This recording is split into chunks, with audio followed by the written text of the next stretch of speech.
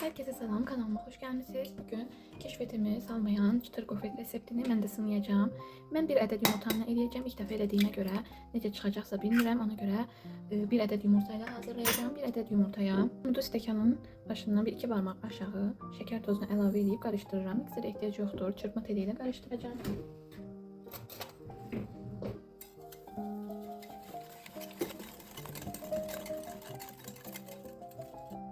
Daha sonra içərisinə 25 qram qədəri kərə yağını əridib əlavə edəcəm. Kərə yağını əritdikdən sonra otaq temperaturuna gəlməyini gözləyin ki, yumurtası bişməsin.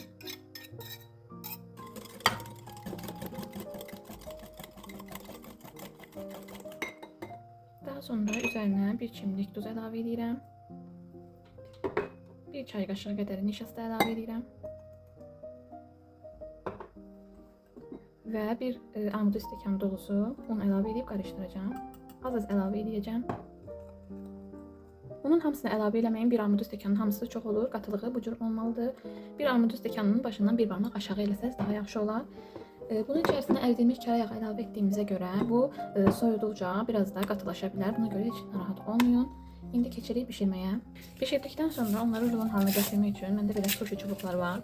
Bunları elə bir-birindən ayırmadan bu formada xəmiri bunun üstünə belə dolayacağım ki, yumru hal alsın. Sizdə sushi çubuğu yoxdursa, bunu kağızdan hazırlayıb üstünə alüminium folyo eləyib daha sonra da rulon halına gətirə bilərsiniz. Tavanızı qoyuruq qızmağa. Bir az yağladım mən. 2 dəfə də yağlamaq lazımdır. Daha sonra isə yağlamasanız da olar, artıq yapışmayacaq. Tavamız artıq qızdı. İndi hazırladığımız qarışımı üzərinə əlavə edirik.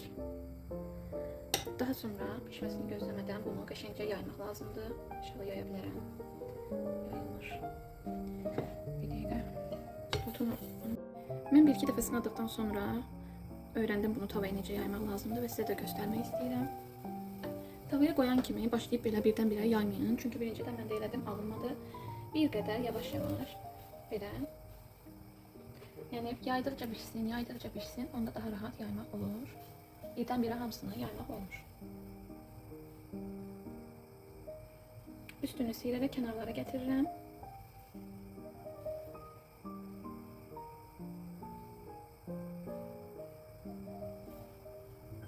Deyil, dairə formasında olması zaten bunu bu tərəfdən bükəndə qəşəng formunu alacaq.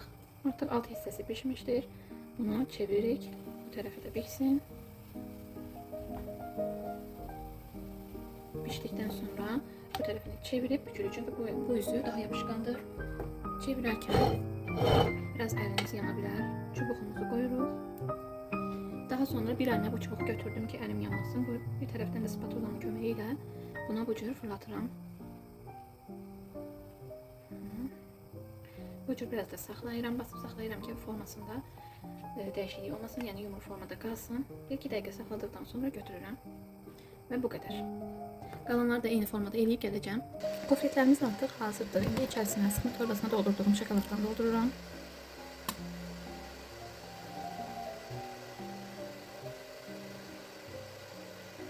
Belə.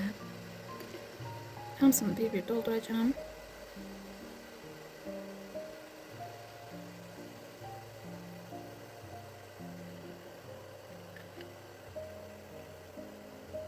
Siz şokolad yerinə başqa nəsə istəsəz, onu da doldura bilərsiniz. Bunları doldurub gəlirəm.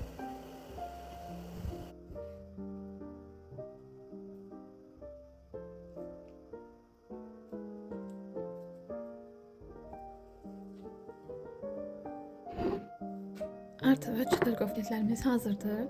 Gördüyünüz kimi çox gözəl, səliqəli və çox ləzzətli görünür.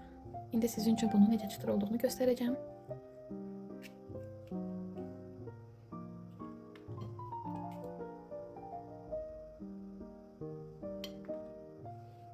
Sizinlə sağollaşmağı unutmuşam videonun sonunda.